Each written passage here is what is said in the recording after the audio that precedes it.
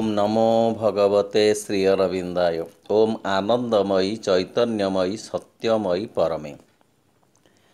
मृत्यु देवता पराजित होला परे अपसारित होइगले। सेठारे सावित्री ओ सत्यवान केवल रहिले। भगवानकर शाश्वत दिवस उपस्थित ହେଲା। ଏହି दिवसर प्रभावरे परिवेश आनंदमय होइगला। सेठारे नथिला रात्रि, विपद अथवा कौनसी विरक्ति। जहा कुत्सित हीन विकलांग से सबुर भाग्यरे नूतन वर्णछटा आसिला। दिग दिगंत आमोदित हेले। अनंत निरवतार आस्तरण अधिकरु अधिक परिव्याप्त ହେଲା। पवन और जड़ भितरे परिवर्तनर आभास आसिला। चारिआडे शुभिला सुमधुर कंठस्वर वनविहंगर मधुर काकली। पवनर पात्र मधुगंधरे भरीगला। कुसुमर कुंजे कुंजे पूर्ण होइगला दिव्य सुबासर रम्य आवेश। शाश्वतंक मुग्ध मधुर स्पर्शरे सावित्रींक देह पुलकित होई उठिला। रहस्यमय से स्वर्गलोकर शेष भागरे देखादेला पवित्र सप्त अमर लोक। देखादेला मृत्युरु अमर पुरुष मानकर बासस्थली, जेउठारे दुखर अनुप्रवेश निषिद्ध थिला। अनंत दिवसर अनन्य आह्लाद प्रतिष्ठित होइगला परिवेशर कोण अनुकोणरे। अपूर्व सुंदर कुसुमराजी उल्लसित होई आउ कहा आसीबा बाटकू सतेअबा चाहि रहिथिले। अमर छंदर स्वर लहरी भरी देइथिला वातावरण रे अपूर्व मादकता। आत्मचेतना पवनरे सतत गतिशील होई अजणा आकर्षण रे सबुकिछि को मंत्रमुग्ध करि देउथिला। सावित्रींक हृदय वीणारे झंकृत होई उठुथिला मनोरम मधुर तान। अंतर तांकर परिणत होइथिला अशेष आनंदर आदि शब्दकोशरे। सेठारे आनंद एक नित्य नैमित्तिक घटना। आमे जहाकू पार्थिव आनंद बोली कहू, ताहा से आनंदर पतित तंतु मात्र। ताहा सेठारे थिबा भगवानक राजपरिच्छदर झालररू झरी पड़िथिबा माली मात्र।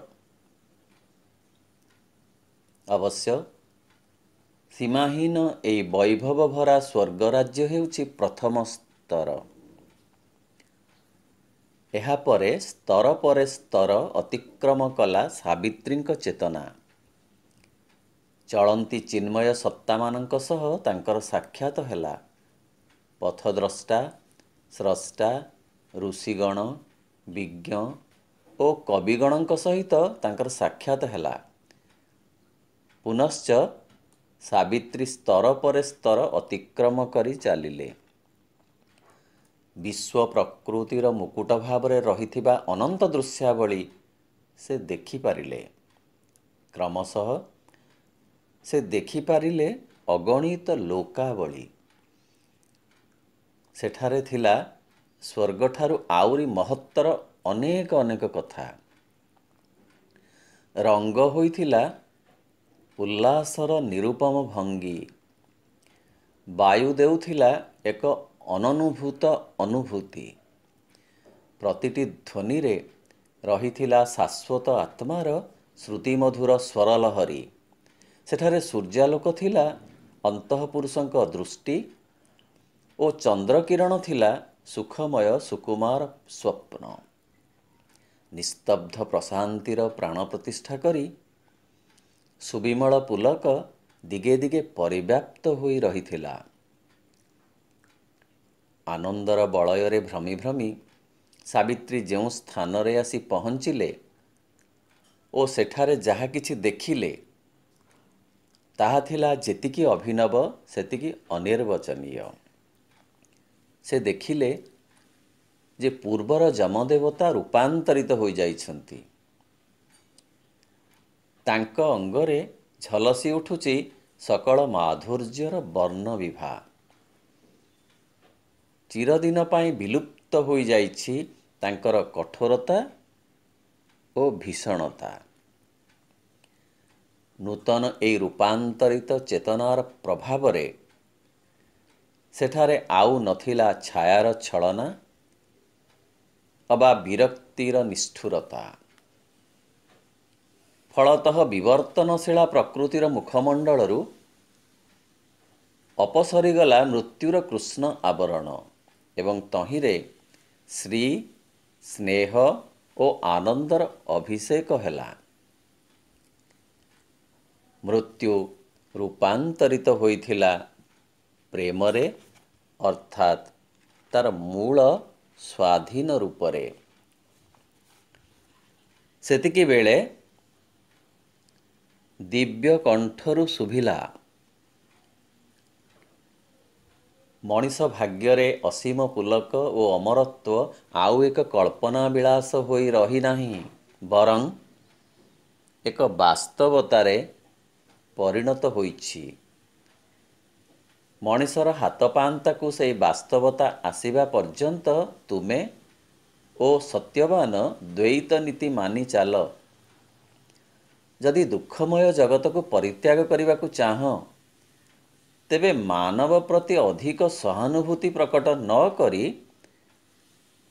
ଆନନ୍ଦମୟ ଦେବଧାମକୁ ଗମନ କର।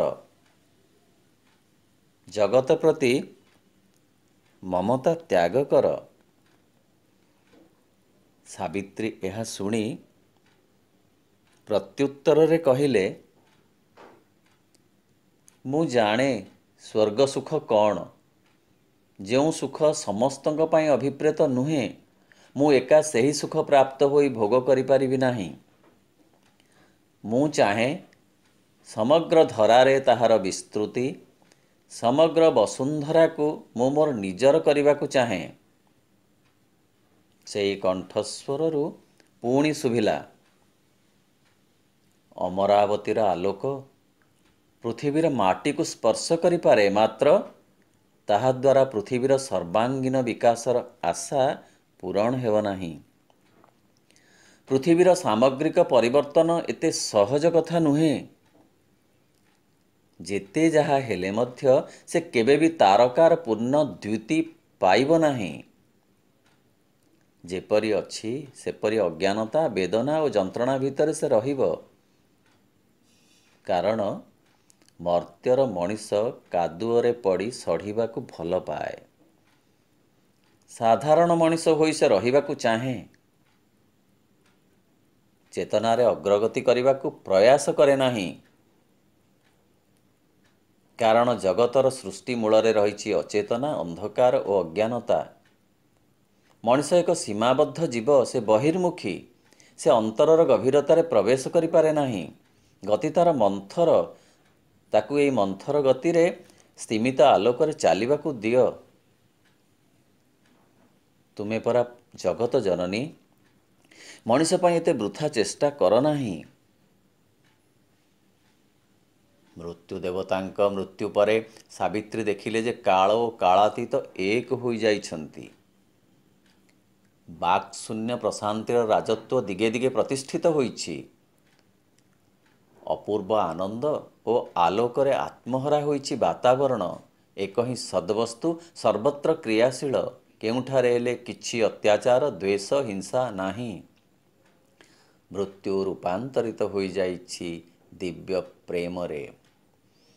ଅମୃତର ମୋହିନୀ ମାଧୁରୀମା ଫୁଲ ପରି ଫୁଟିଯାଇଛି ସୁଲଳିତ ସେହି ପରିଧିରେ। ଭଗବତ୍ କରୁଣା ଓ ଐଶ୍ୱର୍ଯ୍ୟ ଗୋଟିଏ ରୂପରେ ସମନ୍ୱିତ ହୋଇଛି। ଏହି ସମନ୍ୱିତ ମହାନ ସତ୍ତା ନିଜ ଭିତରେ ଚାରିଗୋଟି ସତ୍ତାଙ୍କୁ ଧାରଣ କରି ରହିଛନ୍ତି। ପ୍ରଥମ ସତ୍ତା ହେଲେ ଇଚ୍ଛାମୟ ସତ୍ତା। ଅଣୁ, ପରମାଣୁ ଓ ମୃତ୍ତିକା ଭିତରେ ମୌନ ଇଚ୍ଛାର ପ୍ରତୀକ। ଦ୍ୱିତୀୟ ସତ୍ତା ହେଲେ ଚିନ୍ତା ଓ ସ୍ୱପ୍ନର ପ୍ରତୀକାତ୍ମକ ସତ୍ତା।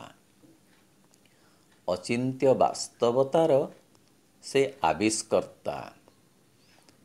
ଆନ୍ତର ପଥର ବିଶ୍ୱବିଜୟୀ ନେତା।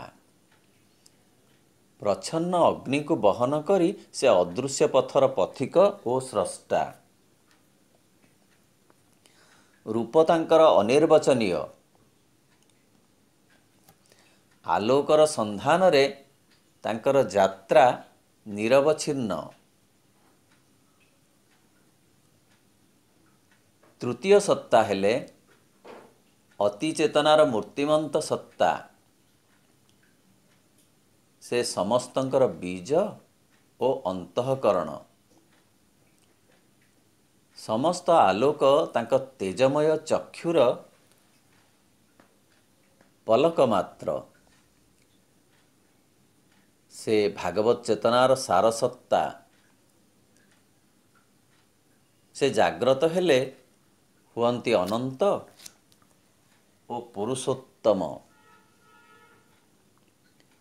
ଚତୁର୍ଥ ସତ୍ତାଙ୍କର ସ୍ଥିତି ଉଚ୍ଚତମ ଉଚ୍ଚତାରେ। ପ୍ରେମ, ଆନନ୍ଦ ଓ ସୌନ୍ଦର୍ଯ୍ୟର ବାସସ୍ଥାନ ହେଉଛି ଏହାଙ୍କର ଦେହ। ଚାରି ସତ୍ତାର ସମାହାରରେ ଏ ଦେବତା ଆକାଶ ପରି ସୁବିସ୍ତୃତ। ସାବିତ୍ରୀ ଓ ଏଇ ଦେବତା ପରସ୍ପର ପ୍ରତି ଦୃଷ୍ଟିପାତ କଲେ ସତେଅବା ଏକ ଆତ୍ମା ଅପର ଆତ୍ମାର ସାକ୍ଷାତ ଲାଭ କଲା। ସେତେବେଳେ ସାବିତ୍ରୀଙ୍କ ହୃଦୟରୁ ଏକ ବାଣୀ ଶୁଭିଲା। ହେ ସାବିତ୍ରୀ, ତୁମେ ମୋର ବାକ୍ ଶକ୍ତିର ମାନୁଷୀ ପ୍ରତିମା। ତୁମର ସିଦ୍ଧିରେ ମଣିଷର ଦିବ୍ୟ ଚକ୍ଷୁ ଉନ୍ମୁକ୍ତ ହୋଇଯାଇଛି।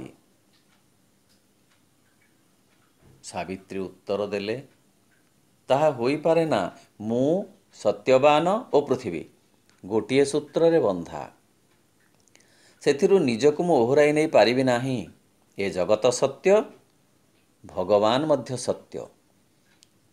ଦିନେ ଏ ପୃଥିବୀ ନିଜ ଭିତରେ ଭଗବାନଙ୍କୁ ପ୍ରକାଶ କରିବ। ସେ ନିଜେ ନିଜେ ନିଜକୁ ଦିନେ ଅତିକ୍ରମ କରିବ।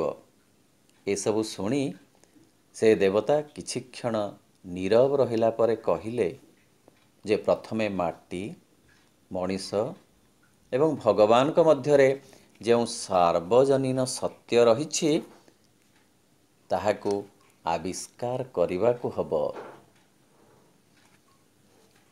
ଏଥର ସାବିତ୍ରୀଙ୍କ ଆତ୍ମା ସ୍ୱର୍ଗର ନୀଳମଣି ତୋରଣକୁ ପାରି ହୋଇ ପୃଥିବୀ ଆଡ଼କୁ ପ୍ରତ୍ୟାବର୍ତ୍ତନ କଲା। ସେତେବେଳେ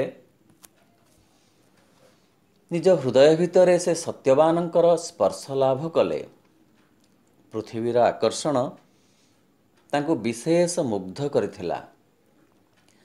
ସେ କ୍ରମେ ପୃଥିବୀକୁ ଅବତରଣ କରି ଆସିଲେ। ତାଙ୍କ ସ୍ପର୍ଶ ପାଇ ବନଭୂମି ଉଲ୍ଲସିତ ହୋଇ ଉଠିଲା।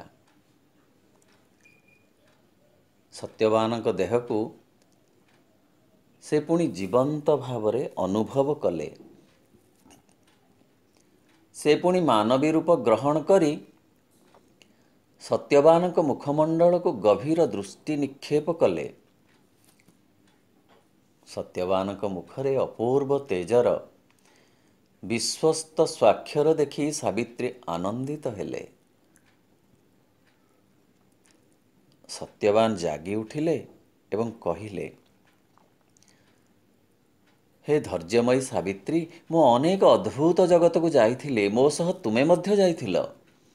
ଆମ ଦୁହିଁଙ୍କ ମଝିରେ ଯେଉଁ ଭୀଷଣ ମୂର୍ତ୍ତିଟି ଠିଆ ହୋଇଥିଲା ସେ କେଉଁଆଡ଼େ ଗଲେ? ଏସବୁ ସତ୍ୟ ଅଥବା ମୁଁ ସ୍ୱପ୍ନ ମାତ୍ର ଦେଖୁଥିଲି? ସାବିତ୍ରୀ କହିଲେ, ଆମର ବିଚ୍ଛେଦ ଅସମ୍ଭବ, ଅକଳ୍ପନୀୟ। ଏଠାରେ ହିଁ ଆମର ବାସସ୍ଥାନ। ଦେଖ, ଏହି ବନର ବୃକ୍ଷଲତା ପୂର୍ବେ ଯେପରି ଆନନ୍ଦମଗ୍ନ ଥିଲେ ଏବେ ମଧ୍ୟ ସେହିପରି ରହିଛନ୍ତି, ବରଂ ଅଧିକ ଆନନ୍ଦମୟ ହୋଇଯାଇଛନ୍ତି। ଏହାପରେ ଦୁହେଁ ଉଠି ଠିଆ ହେଲେ ଏବଂ ପରସ୍ପର ଆଡ଼କୁ କିଛି ସମୟ ତଲ୍ଲୀନ ଦୃଷ୍ଟିରେ ଚାହିଁ ରହିଲେ।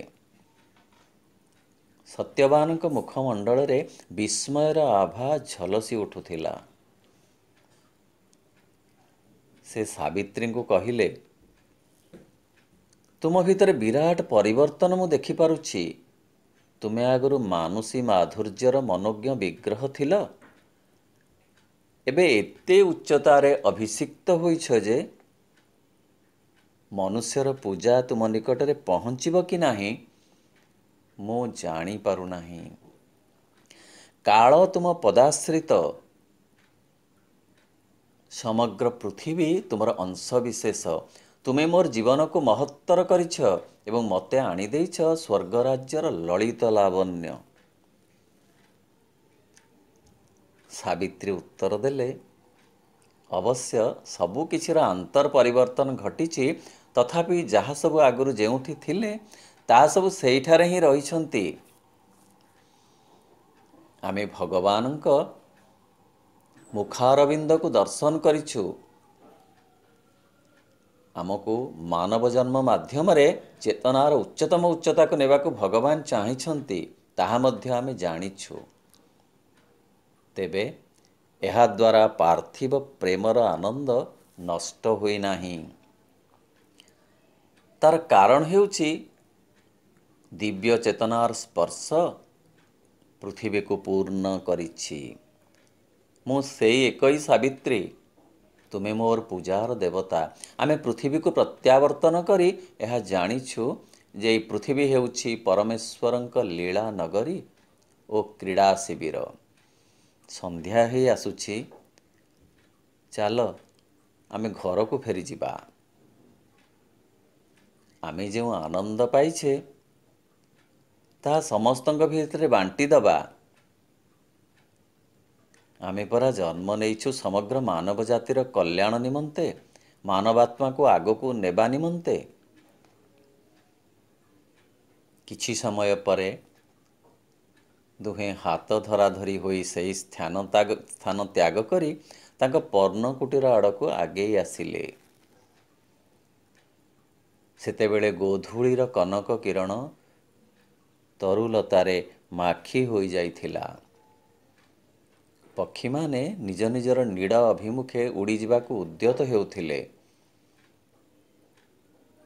କିଛି ବାଟ ଗଲା ପରେ ସେମାନେ ଉଚ୍ଚସ୍ୱରରେ କିଛି କଥା ଶୁଣିବାକୁ ପାଇଲେ।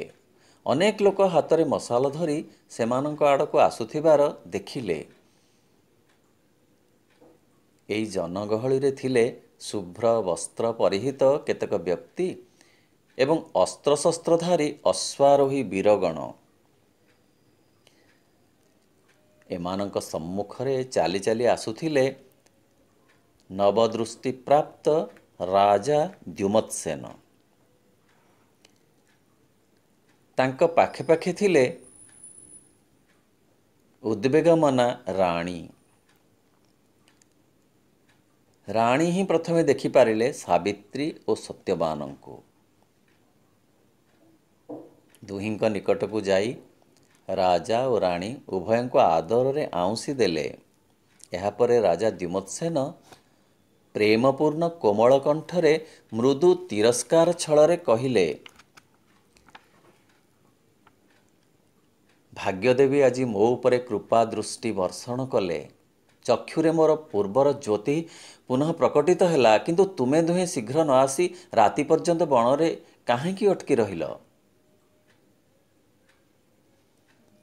ପୁନଶ୍ଚ ସାବିତ୍ରୀଙ୍କ ଆଡ଼କୁ ଚାହିଁ ରାଜା କହିଲେ, ସାବିତ୍ରୀ, ଏହା ଉଚିତ କାର୍ଯ୍ୟ ହେଲା ନାହିଁ। ତୁମେ ଶୀଘ୍ର କାହିଁକି ସତ୍ୟବାନଙ୍କୁ ଆଣି କୁଟୀରକୁ ଫେରିଲ ନାହିଁ? ତୁମେ ତ ଜାଣ ସତ୍ୟବାନ ମୋ ନିକଟରେ ଥିଲେ ସକାଳ ଓ ସନ୍ଧ୍ୟାରେ ମୁଁ ଖାଦ୍ୟ ଗ୍ରହଣ କରେ। ସେ ଖାଦ୍ୟ ମୋ ପାଇଁ ଅମୃତ ପରି ମଧୁର ହୁଏ। ଏକଥା ଶୁଣି ସତ୍ୟବାନ ପିତାଙ୍କୁ ଉତ୍ତର ଦେଲେ,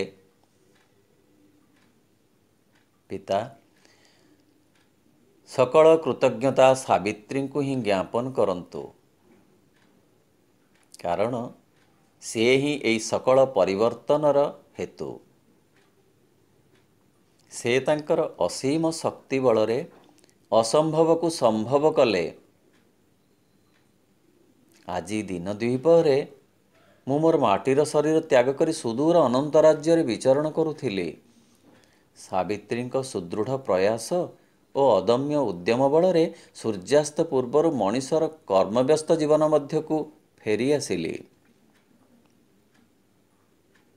ସେତେବେଳେ ସେଠାରେ ଉପସ୍ଥିତ ଜଣେ ସାଧୁ ପୁରୋହିତ ସାବିତ୍ରୀଙ୍କୁ କହିଲେ, ତୁମେ ଯେଉଁ ଶକ୍ତି ଓ ଜ୍ୟୋତିର ପ୍ରଭାବ ଆମ ପାଖରେ ପ୍ରକାଶିତ କରିଛ, ତାହାଦ୍ୱାରା ଜାଗତିକ ଚେତନାରେ ଏକ ନୂତନ ଦିଗନ୍ତ ଉନ୍ମୋଚିତ ହେବାର ସୂଚନା ମିଳୁଛି। ଉତ୍ତରରେ ସାବିତ୍ରୀ କହିଲେ, ହେ ଋଷିବର, ଆମର ପରିବର୍ତ୍ତନର ମୂଳଦୁଆ ହେଲା ସମସ୍ତଙ୍କ ପାଇଁ ପ୍ରେମାନୁଭୂତି ଓ ଏକାତ୍ମତା ବୋଧ। ଏହି ସତ୍ୟକୁ ମୁଁ ବୁଝିଛି। ଜ୍ୟୋତିର୍ମୟୀ ସାବିତ୍ରୀଙ୍କୁ ସେତେବେଳେ ଦେଖି ଓ ତାଙ୍କ କଥା ଶୁଣି ସମସ୍ତେ ବିସ୍ମୟାଭୂତ ହୋଇଗଲେ। ଆଉ ସେତେବେଳେ ପରିବେଶର କୁଞ୍ଜବନର ଅନୁପମ ଅପ୍ସରା ପରି ଆତ୍ମତଲ୍ଲୀନ ହୋଇଯାଇଥିଲା। ଝରି ପଡ଼ୁଥିଲା ଦିଗେ ଦିଗେ ପ୍ରୀତିମୁଗ୍ଧତାର ଝଲମଲ ଚାରୁ ଚାନ୍ଦିନୀ। ଭରି ଯାଇଥିଲା ଆଶାତୀତ ସୁକୁମାରତାର ମୋହିନୀ ମାଦକତା। ସ୍ୱର୍ଗ ଓ ମର୍ତ୍ତ୍ୟ ହୋଇଯାଇଥିଲା ଗୋଟିଏ ଆଧାରରେ ଦୁଇଟି ବିକଶିତ କୁସୁମ, ଯାହାର ସୁବାସ ସମସ୍ତଙ୍କୁ ବିମୁଗ୍ଧ କରିଥିଲା ଏବଂ ଅଭିଭୂତ କରିଥିଲା। ଓମ୍ ନମୋ ଭଗବତେ ଶ୍ରୀ ଅରବିନ୍ଦାୟ। ଓମ୍ ଆନନ୍ଦମୟୀ ଚୈତନ୍ୟମୟୀ ସତ୍ୟମୟୀ ପରମେ।